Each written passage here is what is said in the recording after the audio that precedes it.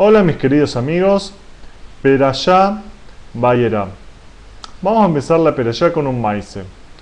Había dos niños que después fueron grandes rabanim que jugaban al Hasid y al Rebe. La madre miraba de lejos cómo esos niños jugaban. El niño que hacía de Hasid le dice: Rebe, en Shabbat estuve jugando con unas cáscaras de nueces. ¿Qué puedo hacer? El Rebe le contesta: lo que tú puedes hacer es esto, puedes arrepentirte, hacerte yubá y tefilá. Bueno, los niños continúan jugando y después a la tarde la madre le pregunta si él, el niño que había hecho de Hasid, había cumplido lo que su Rebe le había dicho. A lo que el niño contesta: no, la verdad que no. Entonces la madre le contesta: ¿por qué no cumpliste? Y el niño dice: porque él no se comportó como el Rebe. El Rebe tendría que haber dicho: tienes que hacer esto o lo otro. El maíz, ¿cuál es el mensaje que nos trae? Que nosotros debemos sentir cuando el otro viene a aconsejarse con nosotros, cuando nos viene a contar algo. Sentir en carne propia como si nosotros estaríamos viviendo, para que el otro se dé cuenta que el sentimiento que nos trata de transmitir nos alegramos o nos duele con él. Si no, eso no sirve. La relación con la Perashá de esta semana es que cuando vienen los ángeles a la casa de Abraham y le cuentan que van a destruir Sodoma y Gomorra, Abraham lo siente como si pasa a él. Más aún, cuando habla con Hashem le pide: por favor, no la destruyas, no destruirás al justo con el malvado. Si por lo menos hay, y empieza a decir tanta cantidad de justos hasta que llega a 10, y no hay. Entonces, él se va de su lugar y los ángeles acusadores van a Sodoma y a Gomorra. ¿Cuál es la enseñanza acá que abreviamos?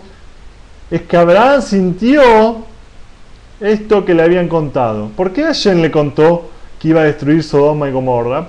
Podría haberlo mandado a los ángeles y no contarle, porque era parte, la Torah con Mashiach, era parte de la herencia que le iba a dar a él. Entonces, como él estaba bendecido como el padre de las naciones, Hashem le contó para que sepa qué le iban a hacer a sus hijos. Cuando él supo qué le iban a hacer, él sintió en carne propia lo que estaba sucediendo y veló por tratar de salvarlos. Cuando no se pudo, él volvió a su lugar, trae la Torá. ¿Qué quiere decir que volvió a su lugar? Que él, aún así, del sentimiento de lo que pasó, sigue luchando y no se deja frustrar. Una situación que a nosotros no nos produce, ¿cómo sería? No es esa la palabra justa. Una situación que nosotros no podemos resolver, o que hacemos tefilá y nos contestan que no es para que nos quedemos enganchados ahí, es para que sigamos haciendo el bien. Es la característica de Abraham, el Gesed, continuar el bien. Hay un montón de situaciones que uno se debe ocupar. Una situación que nos haga, no podemos deprimirnos y quedarnos en el pasado. Abraham volvió a su lugar. Él hizo lo posible por tratar de salvarlos. No pudo. Continuó siguiendo, buscando el bien y peleando. Esto es lo que nos enseña acá la Perashá. También nos trae la Gemara en Berajot 8a, un Taná. En el libro La llevarás a tu corazón de Rab Moshe Meir Hofer. Siempre la persona debe vivir en el lugar donde reside su Rab. Y otro Taná estudia: nunca vaya a vivir una persona en el lugar donde reside su Rab. Hoy ¿debe vivir donde reside o no debe vivir donde no reside? Esto da una confusión. ¿Cuál es la relación que nos tiene que traer para ejemplificar mejor lo que... Cuando Agar, la sirvienta de Sarai, que era también su alumna, quedó embarazada, se empezó a burlar de Sará todo el tiempo para hacerla sentir mal. Y ella era su maestra, Sará. Y la conducta que ella tenía hacía que Sara la eche. Y la terminó echando del lugar donde estaba. Otra pregunta interesante. Sará, una matriarca, ¿cómo hizo para echar a una mujer embarazada, dejarla así? No hay entendimiento para eso.